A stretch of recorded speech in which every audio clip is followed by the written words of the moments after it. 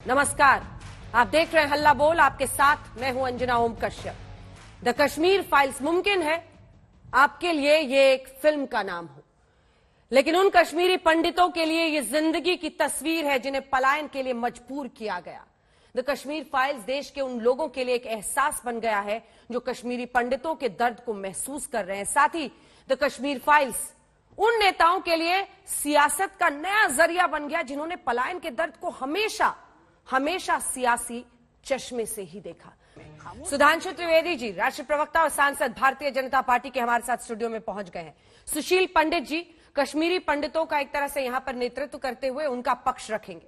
सलमान निजामी साहब, नेता कांग्रेस पार्टी के हमारे साथ जुड़ गए हैं। इरफान हाफिज लोन साहब, कश्मीरी एक्टिविस्ट, हमारे साथ जुड़ेंगे। निजामी साहब, मतलब कौन सी मिट्टी होती है जिसको ये दर्द नहीं छू पा रहा है? ये क्यों इस फिल्म, इस दर्द के खिलाफ क्यों बयानबाजी कांग्रेस पार्टी के एक नेता कर रहे हैं?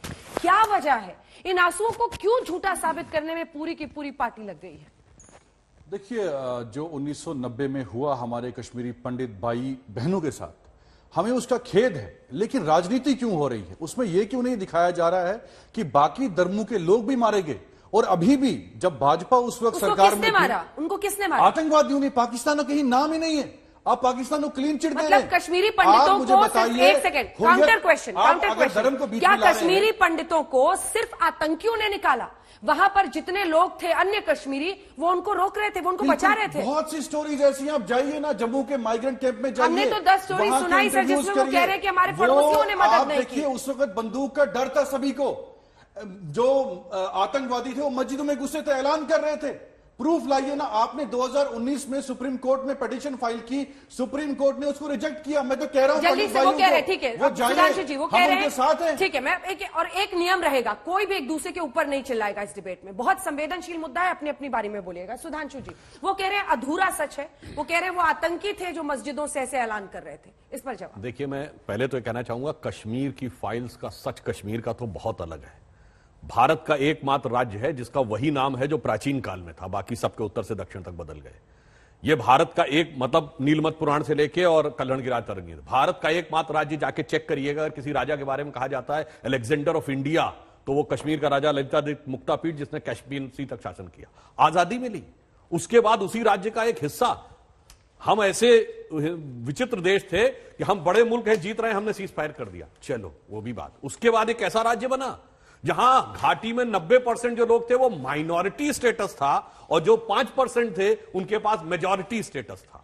अब मैं आता हूं कि उन लोगों के साथ जिस ढंग का जुल्म हुआ, जिस ढंग का कत्ल हुआ, उसके बाद दुनिया में एक लौता देश जहां पर कि जिसके साथ जुल्म हुआ उसको ही मुजरिम करार दिया गया, और जो गुनहगार थे वो गांधीवादी बन गए। तो आपकी पार्टी इस फिल्म का प्रचार किस मुंह से कर रही है सर? वीपी सिंह को समर्थन दे रही थी कि नहीं बीजेपी?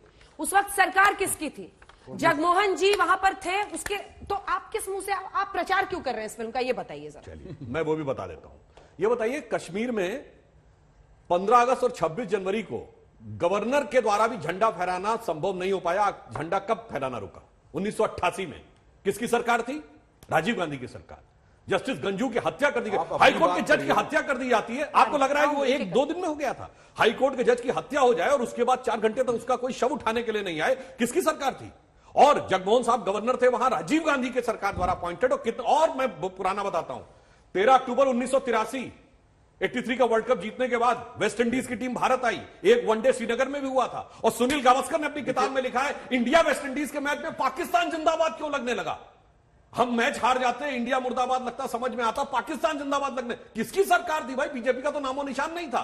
ऐसा कहते हैं कि 4 दिसंबर 1989 को वीपी सिंह की सरकार आई और 19 जनवरी 1990 को नरसंहार हो गया, सब कुछ 40 दिन में हो गया। ये बचकाना तर्क जो कहते हैं, मैं उसके लिए, देखिए, जो कश्मीरी हिंदुओं का दर्द है, मैं एक लाइन कहना चाहूंगा। जो लोग आज कहते हैं ना इसमें राजनीति है, इतना दुख होता है कि मैं एक पंक्ति कहना चाहूंगा, बहुत जुदा है इस दर्द की कैफियत मेरी, बहुत जुदा है इस दर्द की कैफियत मेरी। इधर मेरे दर्द की इंतहा नहीं हो, तू कहता है कि जख्म दिखता नहीं।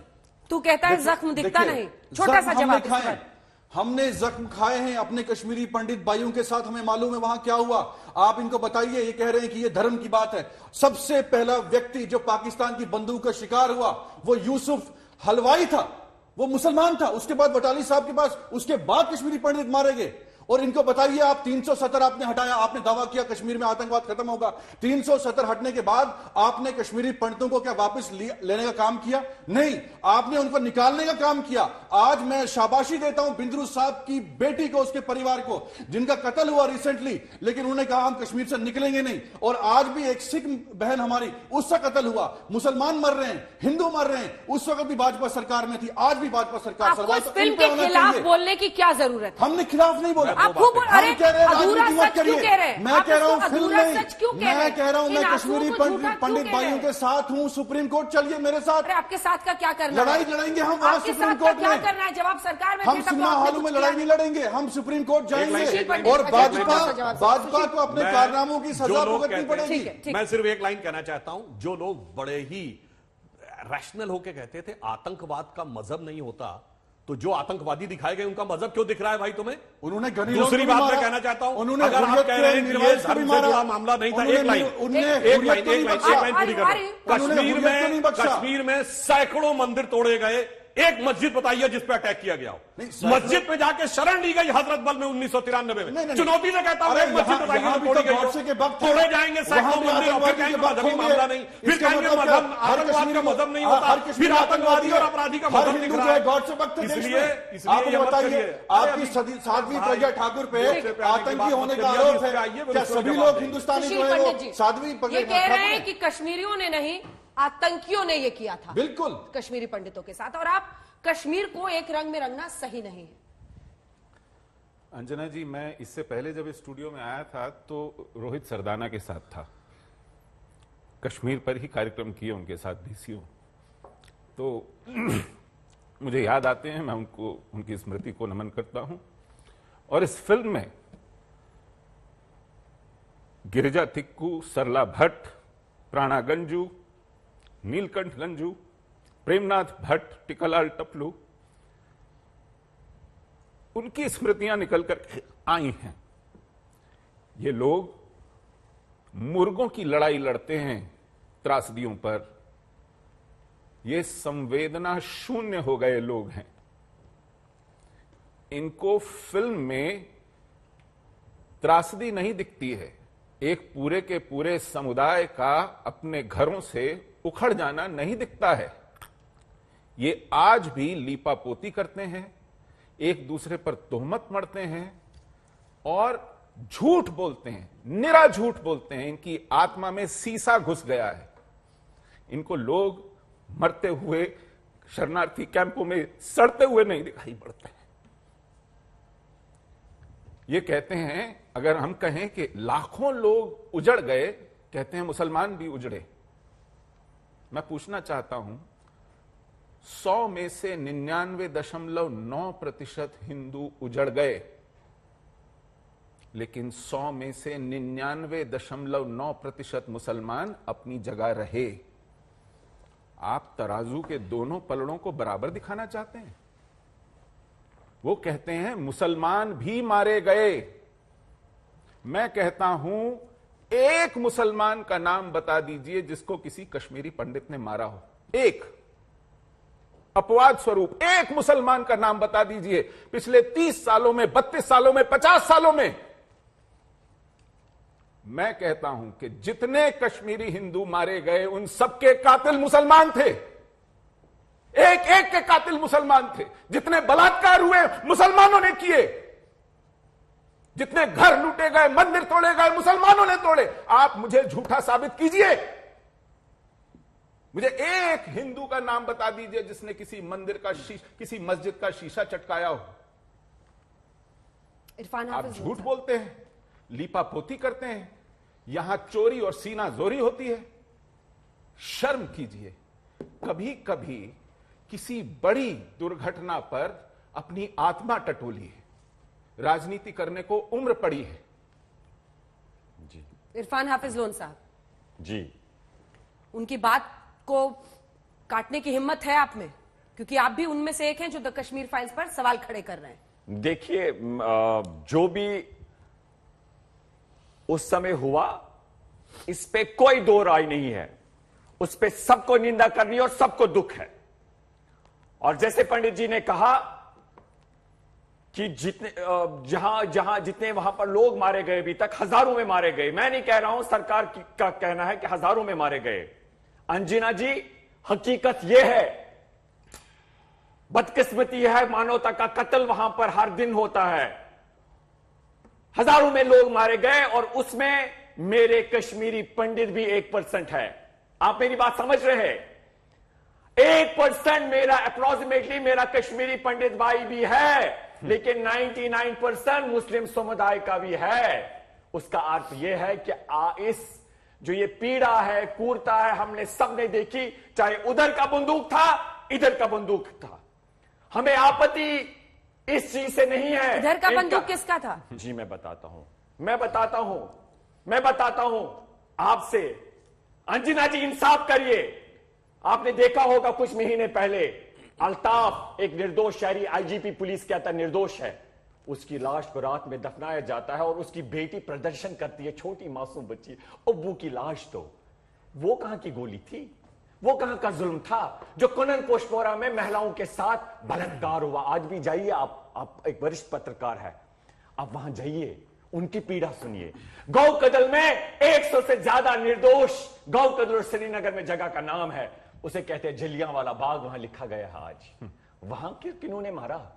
हंदवाड़ा में, मैं सोपोर जहां रहता हूं, 6 जनवरी मेरी अपनी सखी, मेरी बहन थी, मां मेरी बहन थी, 1 साल की शादी हुई थी, 6 जनवरी उसका शोहर अपनी दुकान पे था जब 80 से ज्यादा लोगों को मारा गया। ठीक है पंडित जी, और आप ऐसे करते हैं, जिसका नाम होगा वही बोलेगा। जी जी ठीक है पंडित। अंजना जी, हाँ। जो कर्फ्यू डिफाई करेगा, जो बंदूक उठाएगा, जो इस देश का तिरंगा जलाएगा, जो इस देश की अस्मिता को, अखंडता को तार तार करने के लिए जिहाद लड़ेगा, आज आप ना बोले मैं बोलूंगा, वो मारा जाएगा। वो 1 हो, 10 हो, 100 हो, 1000 हो, 1 लाख हो, मारे जाएंगे। हम निर्दोष शहरियों की बात कर रहे हैं। लीजिए, अल्ताफ निर्दोष था। एक सेकंड। जो इंशा निर्दोष थी, उसकी आंखों में पेंट लगाया, 6 महीने की बच्ची मारा जाएगा। इंशा को इंसाफ दो, जिसको अंधा किया। पंडित जी, सुशील जी, इंशा को इंसाफ दो, वो आज भी अंधी है। वैसे ही बहुत सारे बच्चे वहां पर अंधे हैं, उनको इंसाफ दीजिए। बच्चों के हाथों में पत्थर वो अपने घर में बैठी थी, 6 साल की बच्ची है, अंधा कर दिया उसको। स्कूलों को आग लगाई। ठीक है। आपने पूरी की पूरी जेनरेशन को, पीढ़ी को दिमागों में जहर भरकर शौक़े शहादत, ये अफीम चटाई आपने, शौक़े शहादत लगा दिया आपने। और जब वो मारे जाते हैं तो फिर आप उनका रोना रोते हैं। यहाँ तो उनकी आवाज आने दीजिए, एक मारे सेकंड जाते हैं आप उनका रोना रोते हैं प्लीज, और उनको कहते हैं शौक़े शहादत है, जन्नत नसीब होगी, पूरे कुनबे के लिए जन्नत का रास्ता आप बनाएंगे। इनको शौक़े शहादत की अफीम आप चटाते हैं, हाथों में पत्थर आप दिलवाते हैं, और उसके बाद जब वो पैलेट का शिकार होते हैं, जब वो गोली का शिकार होते हैं, कैसे आप जस्टिफाई करते हैं? तब आप, बहुत दुख की बात। मैं कह रहा हूं, हम मैं 2 बार कहूंगा, 10 बार कहूंगा, मेरी तरह निंदा करेंगे। आप स्कूल, जैसे मैं निंदा कर रहा हूं कि मेरे कश्मीरी पंडितों के साथ नहीं, जाती सच हुई, बोला जाएगा। आप निंदा करेंगे, जो जितनी निर्दोष कड़वी शहरी बात मारे गए। होगी सुननी पड़ेगी, सच बोला जाएगा, सच बोला जाएगा। सुधांशु, मेरी एक ही बात को काट के दिखाइए।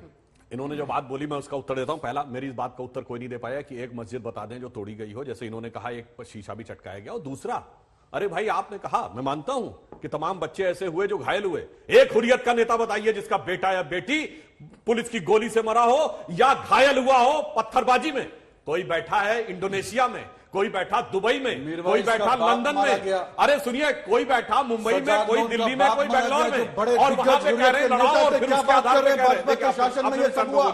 आपके टाइम पे मैं आपसे जवाब लूंगा, इन दोनों को दिखा दिया, मैं आपसे जवाब। और जिनको नैरेटिव नजर आता है, जानते हैं अंजना जी कौन है? अरे ये तो वो लोग हैं जिनके लिए 84 में सिखों का नरसंहार नहीं था, बड़ा पेड़ गिरा था, धरती हिल रही थी। नैरेटिव है, ये तो आपका फेलियर है ना। अब सुनिए दूसरी बात, ये तो वो लोग हैं जिन्होंने 1947 में 20 लाख आदमी मरा, विश्व की बड़ी से बड़ी रक्त रंजित क्रांति में 20 लाख आदमी नहीं मरा, 2.25 करोड़ बेघरबार नहीं हुआ, पर बगैर खून की एक बूंद बहाए आजादी मिल गई। और जिनके नैरेटिव में अफजल हालात का मारा है, जिनके नैरेटिव में हाफिज साहब है, जिनके नैरेटिव में इशरत जहां बेटी है, जिनके नैरेटिव में जाकिर नायक शांति का मसीहा है, उन्हीं को इसमें नैरेटिव नजर आता है। देखिए, मैं जवाब देना चाहता हूं। जो नैरेटिव यहां फैलाया जा रहा है, हर कश्मीरी को कहा जाता है ये आतंकवादी है। आप मुझे बताइए, 16,000 कश्मीरी मुसलमान इस देश के लिए कुर्बान हुआ है, उसमें उमर फयाज भी है। क्या ये कहेंगे कि उसकी कुर्बानी कुछ भी नहीं है? जो युवा कश्मीर का हिंदुस्तान के साथ जुड़ना चाहता है, आप उसकी शहादत को मानते ही नहीं है। आप कहते हैं कि हमने कुर्बानी दी, हम मरे। हम मानते हैं आपका कत्ल हुआ, उसके साथ साथ कश्मीरी मुसलमानों का कत्ल भी हुआ। आज भी कश्मीरी मुसलमान मर रहा है वहां, और आपके शासन में मर रहा है। मुझे बताइए, कांग्रेस के शासन में किस कश्मीरी पंडित पे आंच आने दी? हमने उनको छत देने का काम किया, आपने उनके सरों से उनको निकालने का काम किया, सरों से छत उठाया। हमने वहां कंपनसेशन किया, 16,000 करोड़ का पैकेज कश्मीरी पंडितों के लिए दिया। आर्टिकल 370 के बाद आपने कौन सा पैकेज दिया? 8 सालों में आप सरकार में हैं, कौन सा पैकेज मिला? कितने कश्मीरी पंडित वहां वापस गए? क्या किया आपने कश्मीरी पंडितों का? उनकी बिजली काटी गई। माइग्रेंट कैंप में जाइए आज जम्मू में, उनकी हालत क्या है? यहां फिल्में बनाते हैं, पैसा बटोरते हैं, और वहां जाइए माइग्रेंट कैंपों में, वहां देखिए उनके साथ क्या जुल्म हो रहा है। हमने उनको कंपनसेशन दिया, हमने राशन दिया, आपने उनका राशन भी बंद कर दिया।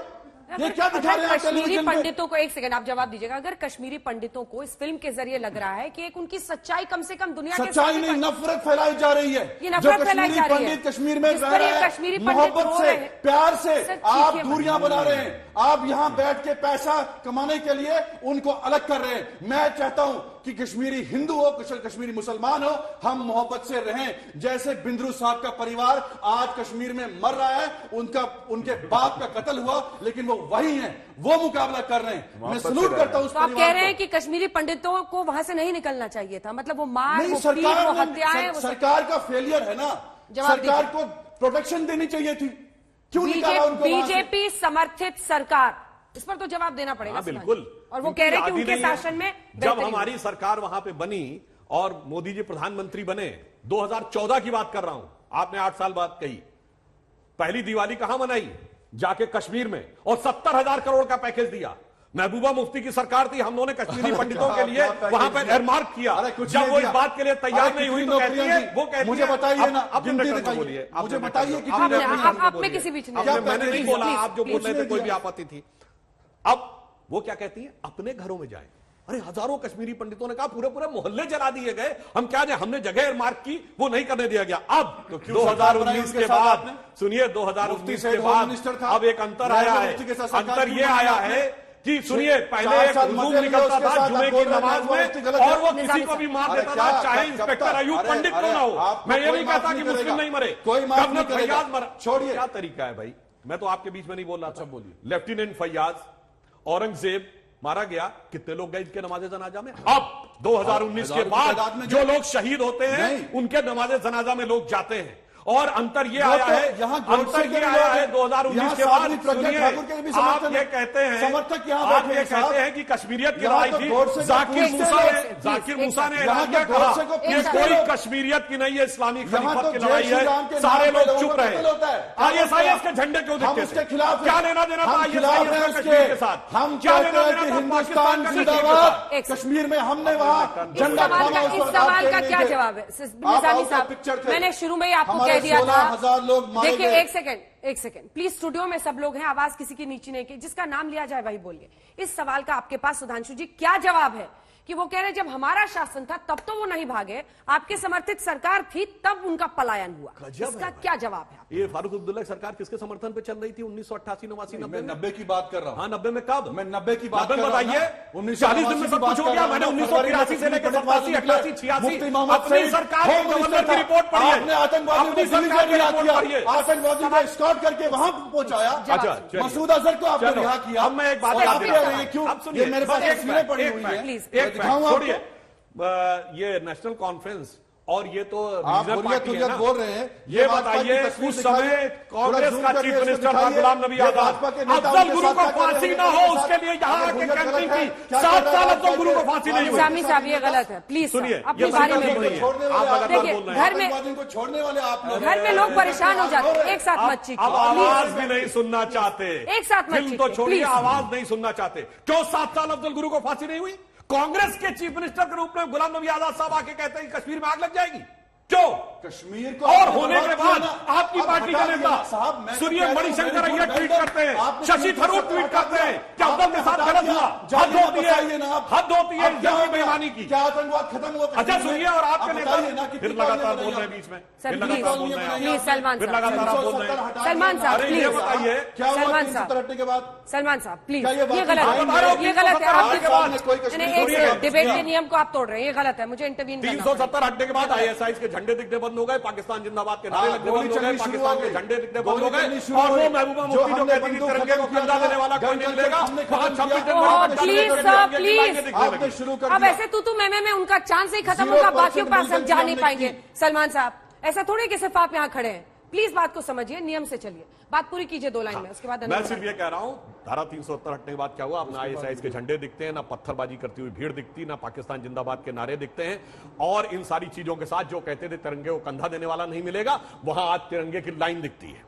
और इसलिए वह परिवर्तन, और सबसे ज्यादा परिवर्तन जानते क्या आया? कश्मीर सेकुलर हो गया, क्योंकि भारत का एकमात्र राज्य था जो सेकुलर नहीं था, क्योंकि 76 में जब सेकुलरिज्म जोड़ा गया इस कॉन्स्टिट्यूशन में, तो बिकॉज ऑफ 370 कश्मीर की असेंबली ने कभी उसे अडॉप्ट ही नहीं किया। कश्मीर सेकुलर हुआ अगस्त 2019 में, इसलिए जो देश सेकुलर ही नहीं था, जो राज्य, वही सेकुलरिज्म का प्रतीक था। सलमान साहब का जवाब सुनते हैं, उसके बाद पंडित जी मैं आपके पास आऊंगी। सलमान कोई फैक्ट गलत बोला हो तो चुनौती देता हूं, कोई फैक्ट गलत बोला हो तो चुनौती देता हूं। जाना चाहता कश्मीर में सेकुलरिज्म अडॉप्ट किया था, बोलिए हाँ या ना? आप सुनिए, बोलिए हाँ या ना? क्या चीज? कश्मीर सेकुलर था, बोलिए हाँ या ना? था हमेशा। नहीं, कब 1947 में कौन कश्मीरी जो 42 में कॉन्स्टिट्यूशन में कब अडॉप्ट किया? बोलिए कांग्रेस का सरकार थी ना वहां, अडॉप्ट किया कश्मीर बोलिए कब अडॉप्ट किया? किसी अमरनाथ यात्री से पूछिए क्या करते हैं कश्मीरी वहां, उनकी मदद करते हैं वहां, आपकी तरफ नफरत नहीं फैलाते। बीजेपी जो इस फिल्म को समर्थन दे रही है, ठीक है, 2 लाइन में, 2 लाइन इन्होंने 370 चिल्ला चिल्ली नहीं प्लीज। इन्होंने 370 की बात की, इन्होंने दावा किया था कश्मीर में आतंकवाद खत्म होगा। मैं अनुपम खेर जी से सवाल करता हूं, आप कह रहे थे 370 हटाओ, हम कश्मीर में घर बनाएंगे, घर कहां बनाया? अमेरिका भाग गए और पैसा कमा रहे मूवी से। अरे जाइए ना, ये पैसा जो कमाया है माइग्रेंट, वहां जो लोग वहां माइग्रेंट कैंपों में है उसमें बांटिए। आप घर बना ले अमेरिका में, 370 के बाद कितने घर बने वहां? सिर्फ एक व्यक्ति ने जमीन वहां खरीदी है कश्मीर में, एक भी व्यक्ति बाहर का नहीं, क्योंकि वहां अनसेफ है, इनसिक्योरिटी है। जो कश्मीरी मुसलमान वहां रह रहे हैं वो सेफ नहीं है वहां, हर रोज गोलियां। ठीक है, सुधांशु जी आप जवाब दीजिएगा। पंडित जी, बीजेपी जो इस फिल्म को समर्थन दे रही है उसको आप किस तरह से देखते हैं? प्रधानमंत्री ने कहा है, तमाम मंत्री देख रहे हैं, सबको फिल्म दिखा रहे हैं, इस पर आपका क्या टेक है? नहीं, अच्छा है। बहुत से लोग शायद ये नहीं समझ पा रहे थे कि वहां हुआ क्या है। मुझे दशकों हो गए चिल्लाते चिल्लाते, मुझे लगता था कि शायद मेरी कहने में कोई कमी रह गई है, मैं शायद समझा नहीं पा रहा हूं। लेकिन अब जिस तरह लोगों की संवेदना के बांध टूटे हैं, जो कभी कश्मीर गए नहीं वो फोन कर करके मेरे साथ रो पड़ते हैं, उनसे शब्द नहीं निकलते हैं, तो मुझे लगता है कि शायद इस फिल्म की आवश्यकता थी। लेकिन फिल्म से भी ज्यादा देखिए, मुझे डर यह है कि कल परसों 2 हफ्ते 3 हफ्ते महीने भर बाद जब फिल्म पर्दे से उतर जाएगी, कुछ समय बाद ये मुद्दा भी लोगों के दिलों से फिर उतर जाएगा और जिंदगी वैसे ही ढाक के 3 पात चलने लगेगी। सुधांशु जी हैं, सांसद हैं, क्या कहेंगे आप? हाँ, तो मैं एक बात कहना चाहता हूं, 2-3 छोटी छोटी बातें, ज्यादा समय नहीं लूंगा। 32 वर्ष हो गए शरणार्थी कैंपों को, 9 प्रधानमंत्री हुए हैं तब से, जब से हमारा निष्कासन हुआ। आज तक एक भी प्रधानमंत्री एक बार भी किसी शरणार्थी कैंप में नहीं गया।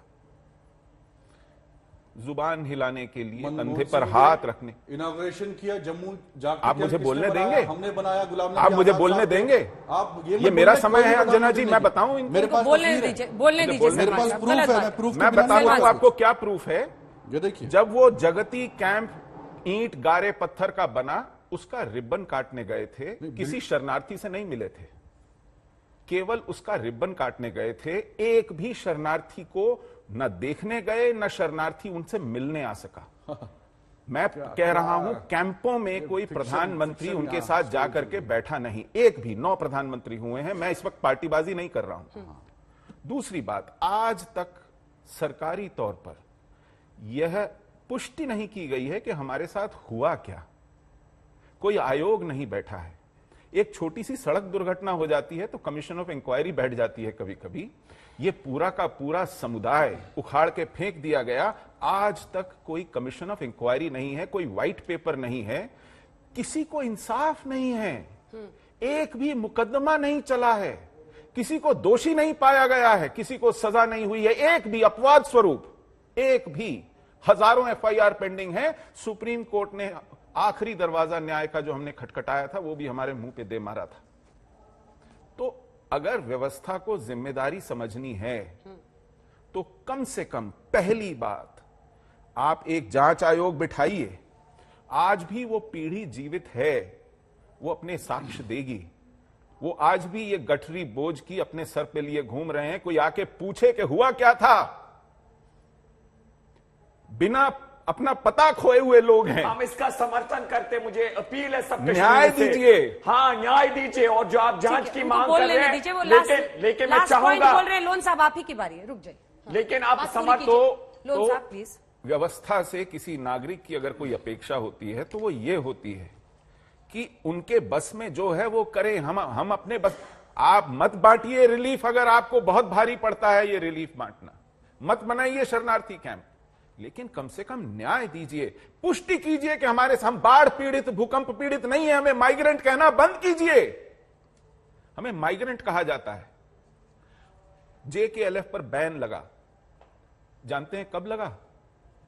5 फरवरी 2019 में। वो JKLF जिसने 1999 में नीलकंठ गंजू को मारा था, रुबिया सईद का अपहरण किया था, उस पर बैन लगता है 5 फरवरी 2019 को। यह देश हुर्रियत को पालता रहा, सैकड़ों करोड़ हर साल उन पर खर्च करता रहा, दामादों की तरह पाला है। हर सरकार ने, हर गठबंधन ने, हर पार्टी ने पिछले, और वो खर्चा होना बंद हुआ 2019 में 5 अगस्त के बाद, जब 370 हटा, ऐसा मेरा मानना है। RTI में तो 2018 में गृह मंत्री ने पुष्टि की थी कि हां, हमने पिछले 4 सालों में 525 करोड़ रुपए खर्चे हैं हुर्रियत पर, उनके होटल बिल्स पर, उनके हवाई टिकटों पर, उनकी गाड़ी के तेल पर, उनकी सिक्योरिटी पर, उनके इलाज पर, उनके जेब खर्च पर। यह करना बंद कीजिए। हमारी व्यवस्था से ये अपेक्षा है, हमको बहुत बड़ी अपेक्षा। 2 बड़ी बातें उन्होंने कही है, मैं सुधांशु जी से पर रिएक्शन लूंगी। लोन साहब, देखिए, मैं यही जो इन्होंने मांग की है, हम इसके साथ है कि इस पे जांच होनी चाहिए, इनको इंसाफ मिलना चाहिए। और जो कश्मीरी पंडित भाइयों के साथ हुआ उसकी खाली निंदा नहीं, हम सबको संघर्ष करना चाहिए, उनको इंसाफ मिले। लेकिन उसके साथ साथ हम ये चाहेंगे कि जो वहां पर इस वक्त association parents of disappeared association है, जो डिसअपियर हो गए हजारों में हमारे नौजवान, उनके जो वालिदैन प्रदर्शन लगातार कर रहे हैं, उनको भी इंसाफ मिले। पंडित जी एक मानव अधिकार होने के नाते जो उनका था वायलेट हुआ, इनसे मैं गुजारिश करता हूं उनके इंसाफ के लिए भी आवाज उठाइए। और उसके साथ साथ जो मथिल एनकाउंटर, जो शुपाएं फेक एनकाउंटर, जो पथरेबल फेक एनकाउंटर, जो गांव कदल हुआ, जो हंदवाड़ा मैसेकर हुआ, जो इंशा और छोटे छोटे बच्चे वहां अंधे, मैं सिविलियंस की बात कर रहा हूं, मैं उनकी बात नहीं कर रहा हूं जिनके हाथ में बंदूक था या जो प्रदर्शन कर रहे हैं। मैं कह रहा हूं, हालांकि अगर कोई प्रदर्शन भी करता था उस पर गोली नहीं मारनी है। मैं कह रहा हूं जो निर्दोष लोग मारे गए, क्या पंडित जी आप ये मांग करेंगे, क्या आप इसके लिए मांग करेंगे कि जो कश्मीर फाइल्स है इसी तरीके से वो एक इंक्लूसिव बने जहां पर हम सबका दर्द दिखाया जाए? क्या आज आप कुनर पोशपोरा जिन महिलाओं के साथ रेप हुआ रात को, क्या आप उसके लिए रिकमेंड करेंगे, गुजारिश करेंगे, चाहेंगे कि उस पर भी एक मूवी बने? जवाब दीजिए पंडित जी। मैं जवाब दूंगा आपको। मैं हर अन्याय की जांच के पक्ष में हूं, लेकिन मैं एक छोटा सा सादा सा प्रश्न पूछना चाहता हूं। मैं जब अपने समुदाय के कश्मीरी हिंदुओं के लिए न्याय की मांग करता हूं, तभी आपको ये मांगे क्यों याद आती हैं? तभी आप पलड़े को बराबर करने की कोशिश क्यों करते हैं? ना ऐसी कोई बात नहीं है। आप क्यों नहीं ऐसी देखिए पंडित जी जिस तरीके से मैं सुधांशु जी को भी बताना आप चाहूंगा पलड़े को बराबर करने की जब कोशिश शॉटिंग मैच करते हैं। नहीं, आपने बोला किसी ने बीच में टोका आपको? चलिए बहुत आराम से किसी ने टोका? ठीक है, मुझे डर लगता है क्योंकि मैं हमेशा देखता हूं मुझे टोका जाता है, इसलिए मेरी कैसी बात आदत कर बन रहे गई है। आपकी बात आप पे नहीं ये बोल तो रहा हूं। कमाल ही कर दिया। देखिए, मतलब एक तो आप देखिए, सबको टोक रहे हैं, ऊपर से आप सुधांशु कह जी रहे से हैं मेरा प्लीज टोके प्रश्न मत। है पंडित जी की और बात नहीं पंडित जी पूरी से हुई है, मैं तो बस मैं मुकम्मल कर फिर रहा आप फिर ये हूं। गलत कर मेरी रहे हैं। इनसे ये गुजारिश ये गलत है कि जिस तरीके से आप कह रहे हैं, जैसे इन्होंने मस्जिदों का नाम लिया कि भाई, या बाकी लोग कल से कह रहे हैं कि भाई पूरा कश्मीर इन्वॉल्व था। मैं कह रहा हूं चाहे बीजेपी की सरकार या इससे पहले सरकार, उनका यह मानना है आज की डेट में ऑफिशियल स्टैंड जो सरकार का है कि जम्मू कश्मीर में चंद लोग हैं जो हिंदुस्तान के विरोध में है, बाकी पूरा कश्मीर हिंदुस्तान के साथ है, दिल के साथ है। ये बिल्कुल कंट्राडिक्ट करता है गवर्नमेंट की ऑफिशियल पोजीशन को जब ये कहते हैं कि पूरा कश्मीर, वो कहते हैं कि 90 में भी कश्मीरी हमारे साथ थे, आज भी है, और ये कहते हैं नहीं जी ये पूरा कश्मीरी इसमें इन्वॉल्व था। अब इनसे पूछ ले। हाँ पूछिए, इनसे उत्तर मांगे। Thank you so much. ये सरकार की जो और भी लोग बोल सकते हैं ना लोन साहब जी, और लोग यहाँ बोल सकते हैं ना। अंजना जी, मुझे बीच में तो समझ नहीं नहीं टोकेंगे। आता है कि जब ये सारे लोग इतना लंबा खींचते हैं तब आपको कोई दिक्कत नहीं होती है। मैं बोल देता हूं हमेशा आपको दिक्कत होती है, मुझे पता नहीं अभी चलता। तो सलमान साहब भी कह रहे हैं आप ही ने खींच दी है लंबी, पता नहीं चलता। हमेशा, आज जब नहीं, खुद अंजना- बोलते ना, चलिए जब बताओ। खुद बोलते हैं ना वकील साहब, तो पता नहीं चलता है जल्दी से। पंडित जी 2 लाइन में, चूंकि वो उन्होंने स्पेसिफिकली कहा है। नहीं, मैं सिर्फ इतना कह रहा हूं कि ये अजीब आदत है कि आप एक त्रासदी को पलड़े में दूसरी त्रासदी रखकर कैंसिल करना चाहते हैं। ये एटीट्यूड, ये धारणा, ये शैली ठीक नहीं है। चलिए उसको छोड़ दीजिए, आप जो मैंने मांग करी है वो प्लीज। करिए, मांग आप। नहीं, मैंने तो वो मांग की है। और मैंने निंदा करिए कुनन पुष्पोरा, इंशा का, अल्ताफ जो मारा गया, जिसकी बेटी कह रही है।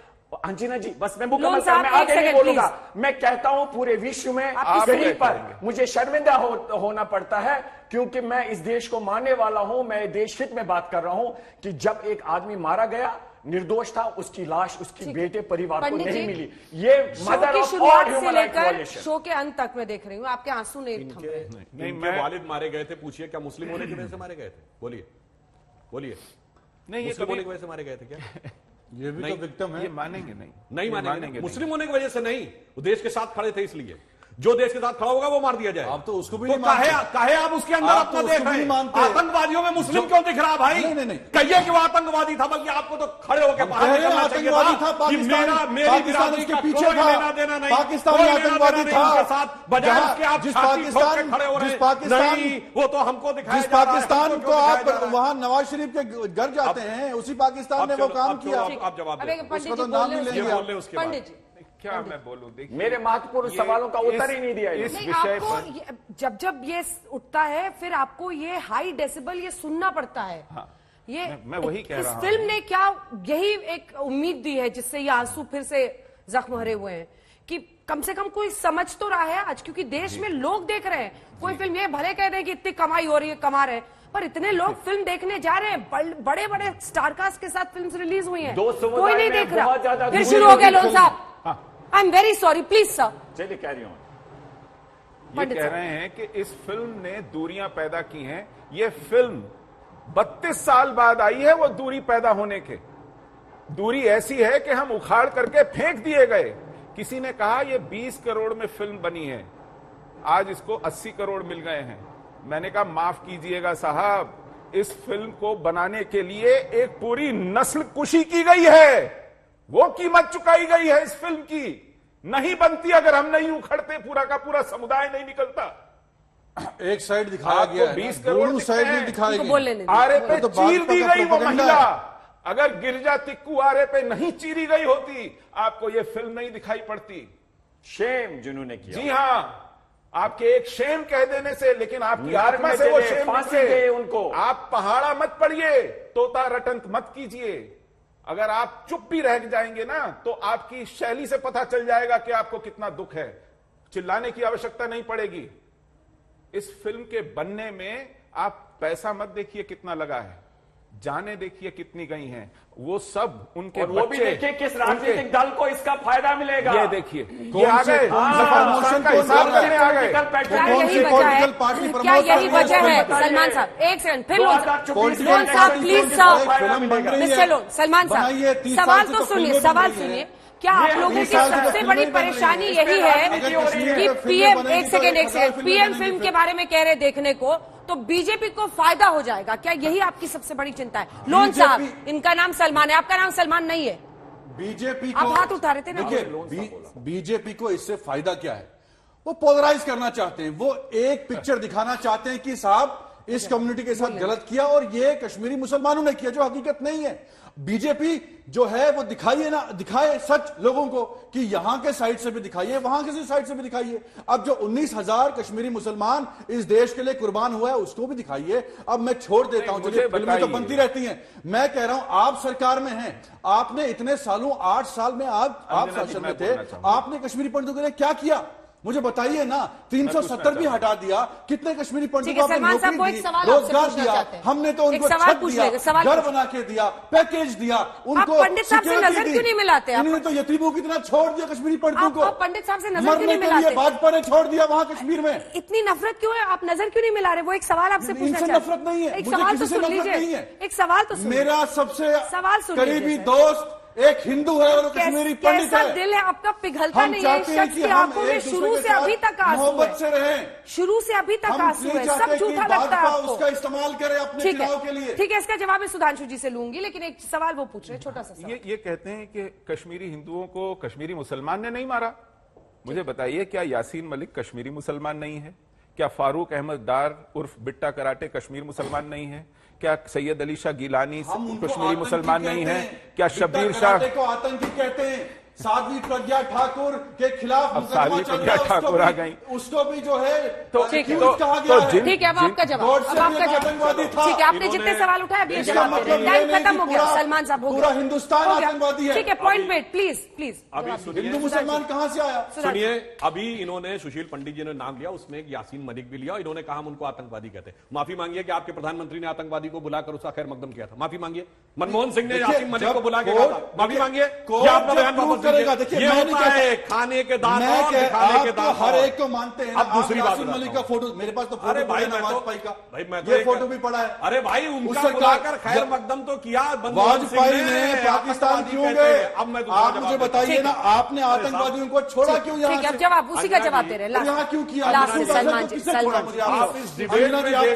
मसूद अजहर से लेकर आप मुझे बताइए, मसूद अजहर को छोड़ने वाली पार्टी कौन सी थी? ठीक है, जवाब दीजिए। मैं निकल जाऊंगा डिबेट से अगर भाजपा नहीं थे तो।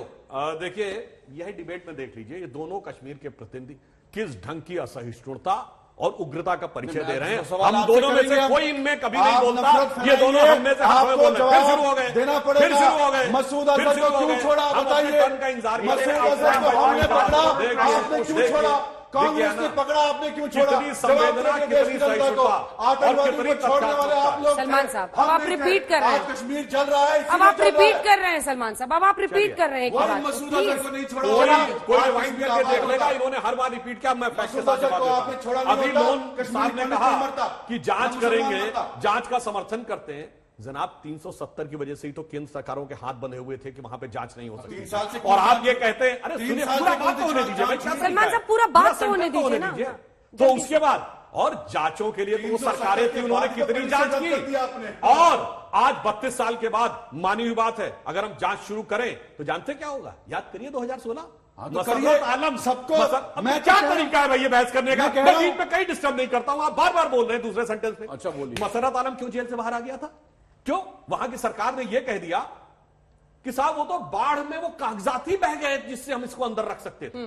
फिर हमारी सरकार ने दबाव डाला, 72 घंटे के अंदर फिर वो वापस गया। अब आप कह रहे हैं जांच किया, सुनिए, ईडी की जांच कब हुई? हमारी सरकार में। एनआईए की जांच कब हुई? हमारी सरकार में। वो हुर्रियत के नेता जिनसे कभी बात ने क्यों छोड़ा? चलिए, इसी के साथ हमें कार्यक्रम का अंत करना पड़ेगा। आप सभी का बहुत धन्यवाद, आप सभी का बहुत धन्यवाद हमारे पास इस बहस में आने के लिए। लेकिन जो पंडित जी की बात थी उसी से अंत करते हैं। उनकी बस इतनी ही उम्मीद है कि दुनिया उनके दर्द को समझे। वो कह रहे हैं देश के मुखिया किसी शरणार्थी कैंप में जाएं, एक आयोग का गठन हो, कम से कम इस दर्द को अब सामने लाया गया है तो इंसाफ भी उन्हें मिले।